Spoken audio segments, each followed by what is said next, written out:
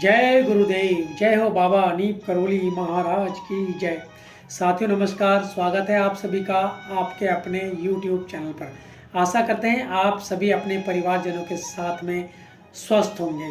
तो बढ़ते हैं आज फिर एक क्रमांक में, एक ऐसे प्रसंग में जहां पर हम बात कर रहे थे डॉक्टर लैरी ब्रियंट और चेचक उन्मूलन कार्यक्रम के बारे में। जैसा कि हमने आपको अपने पिछले भाग में बताया, अब डॉक्टर लैरी ब्रियंट फिर दोबारा से WHO के कार्यक्रम में WHO के कार्यालय में पहुंच गए थे और वहां पर डॉक्टर ने फिर नैड के दफ्तर में गया और डॉक्टर निकोलस को वहां से फ़ोन किया। उनका उत्तर था अभी चेचक कार्यक्रम बढ़ाया नहीं जा रहा है।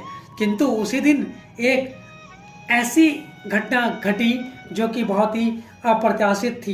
विश्व चेचक उन्मूलन कार्यक्रम का मुख्य अधिकारी जेनेवा से आया था। मैं उससे मिला, यानी कि डॉक्टर लैरी ब्रियंट उससे मिले। यह वही व्यक्ति था जो लैरी ब्रियंट को मिला था और जिससे लैरी ब्रियंट ने कुछ देर पहले कहा था कि मैं WHO के लिए काम करना चाहता हूँ। यह कार्यक्रम उसी व्यक्ति का था जिसके लिए मैंने, यानी कि लैरी ब्रियंट ने नौकरी मांगी थी। उसने डॉक्टर का साक्षात्कार लिया और रिकॉर्ड के लिए यह नोट लिख दिया। ऐसा लगता है कि यह नवयुवक विदेशी संस्कृति को पसंद करता है। यह अंतर्राष्ट्रीय स्तर पर बहुत बढ़िया काम कर सकता है। यानी कि उस व्यक्ति ने डॉक्टर लैरी ब्रियंट के बारे में कहा, जो अधिकारी जेनेवा से आया था उसने डॉक्टर लैरी ब्रियंट के बारे में कहा कि यह अच्छा, बहुत बढ़िया, इस अंतर्राष्ट्रीय स्तर पर चेचक उन्मूलन के ऊपर अच्छा कार्य कर सकता है। भले ही इसे सार्वजनिक स्वास्थ्य के बारे में कोई अनुभव हो या ना ही डॉक्टर बनने के बाद कोई इस तरह का प्रशिक्षण मिला है। तो इस तरह से लैरी ब्रियंट को ना तो कोई प्रशिक्षण मिला था और ना ही उन्होंने कहीं पर कार्य किया था। तो जेनेवा से आए अधिकारी ने कहा, मैं लैरी ब्रियंट यानी कि उसके मंगलमय भविष्य की कामना करता हूँ। इसके बाद उसने डॉक्टर से कहा कि हमारे पास कोई नौकरी नहीं है। WHO कई कारणों से नौकरी में उसे नहीं ले सकता। एक तो उसने सार्वजनिक स्वास्थ्य प्रशिक्षण नहीं लिया था, उसके साथ साथ उसने चेचक का एक भी केस नहीं देखा था। दूसरे यह कि राजनीतिक तनाव के कारण भारत सरकार का कोई अमेरिकी स्वीकार नहीं था। और साथ साथ तीसरा कारण यह था कि वास्तव में उन्होंने अभी तक भारत में चेचक उन्मूलन कार्यक्रम को आगे बढ़ाने के बारे में भारत सरकार ने कुछ सोचा ही नहीं था। केवल 4 देशों के अलावा सभी देशों से चेचक खत्म कर दिया गया था, पर अब निर्णय किया गया कि चेचक को पहले 3 देशों में समाप्त किया जाए, फिर भारत को हाथ में लिया जाएगा। उसके पश्चात जो जेनेवा से अधिकारी आया था उसने फिर कहा, पाकिस्तान में इस समय चेचक उन्मूलन कार्यक्रम चल रहा है। यदि तुम्हें इसमें रुचि हो तो मैं तुम्हारे मामले में फिर और कोई विचार करूं। अब लैरी ब्रियंट थोड़ा रुके और शर्माते हुए कहा, इसके लिए मैं अपने गुरु से पूछूंगा, यानी कि महाराज जी से पूछूंगा। अब लैरी ब्रियंट वापस महाराज जी के पास पहुंचे और महाराज जी ने पूछा, तुझे नौकरी मिल गई?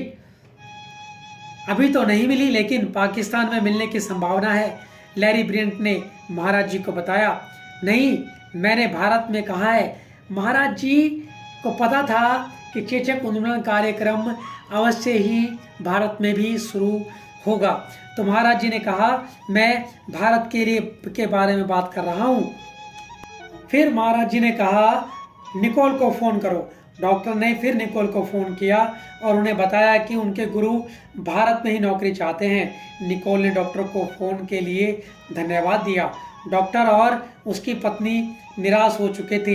उन लोगों ने निश्चय किया कि कश्मीर घूम आया जाए। आश्रम छोड़ने से पूर्व डॉक्टर ने पुनः निकोल को फ़ोन किया और कहा कि वे कश्मीर जा रहे हैं, अतः इस बीच में नौकरी की संभावना हो तो उन्हें श्रीनगर में फ़ोन करेंगी। इस तरह से निकोल ने उन्हें कहा, तुम्हें पता है अभी अभी एक विचित्र बात हुई है। मैं चाहती हूँ तुम अपने हमारे कार्यालय में किसी तरह का एक प्रशासनिक अगर कार्य कर सको तो आपका स्वागत है, डॉक्टर निकोल ने कहा।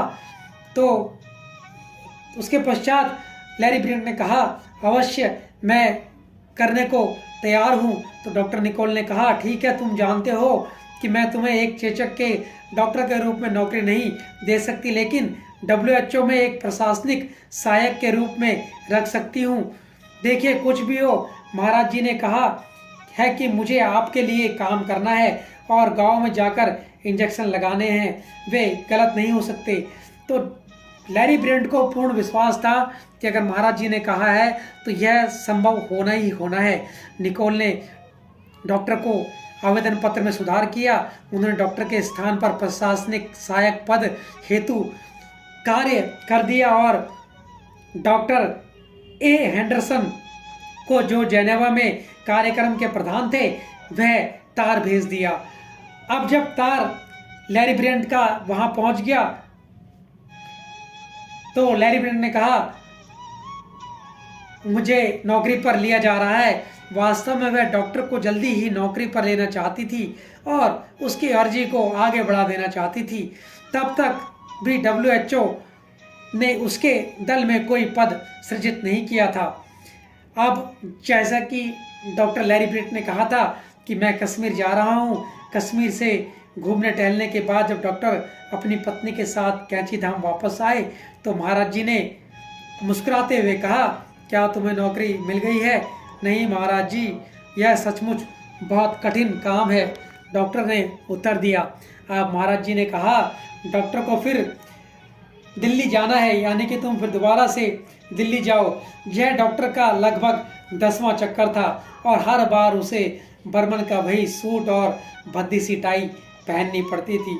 जब डॉक्टर विश्व स्वास्थ्य संगठन के कार्यालय पहुंचा तो उसे पता चला कि प्रशासनिक सहायक पद पर उसकी नियुक्ति कर ली गई है, लेकिन उसे सिक्योरिटी क्लियरेंस देना पड़ेगा। अब एक बात और, हम हर अमेरिकी के लिए यह जरूरी था, लेकिन डॉक्टर को सुरक्षा पत्र मिलने की कोई संभावना नहीं थी। डॉक्टर और उसके साथी अमेरिका में वामपंथी युद्ध आंदोलन में रहे थे। मानवाधिकार की चिकित्सा समिति की संभावना नहीं के बराबर थी और कि उसे सुरक्षा पत्र मिल जाए। डॉक्टर निराश होकर कैंची लौट आया। उसने पूरी बात महाराज जी को बताई और कहा कि यह कार्य होना बिल्कुल असंभव है। महाराज जी ने पूछा, वह कौन आदमी है जो तुम्हें नौकरी देने वाला है? हेंडरसन, वही प्रधान है, वही दे सकता है मुझे नौकरी, डॉक्टर ने इस तरह से महाराज जी से कहा। तो आज के इस प्रसंग में इतना ही। अब मिलेंगे अगले भाग में, बने रहिएगा हमारे साथ में।